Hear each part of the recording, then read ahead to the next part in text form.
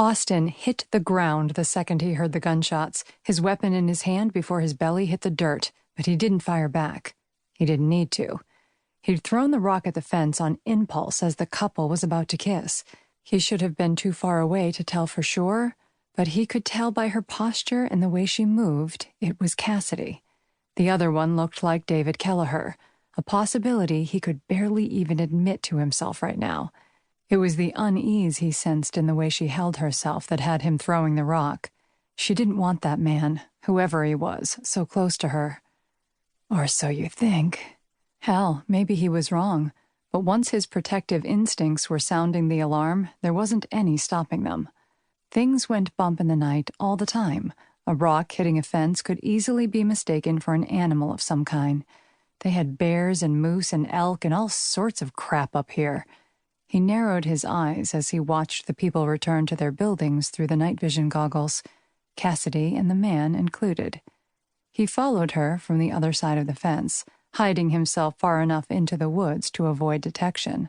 A half-mile away from where she began, she and about half the other women ducked into a long log cabin. First things first, he had to get inside.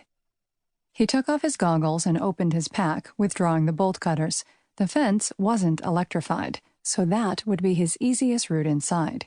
He crawled slowly to the perimeter of the compound, confident his camouflage clothing would conceal him, and began cutting away at the chain-link fence. He'd selected a dark area, illuminated by a single sodium light more than 100 feet away. Carefully, he cut an 18-inch vertical line from the ground to the height of his head. Then he moved over 3 feet and did it again.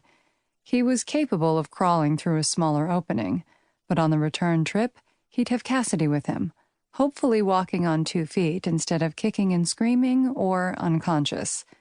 If she didn't want to leave, he would knock her out with the drugs in his pack and carry her out of here. He was prepared for any eventuality with smoke bombs and noise grenades that should provide enough cover for him to make it out of here if need be. But he was sure as hell partial to sneaking out quietly with no one in pursuit. A moving light caught his eye, and he pulled his binoculars to his face. A woman was walking outside the dormitory, carrying a lantern and a towel. When she reached an outdoor shower and hung the light on a high post, he was finally able to see her face. Cassidy.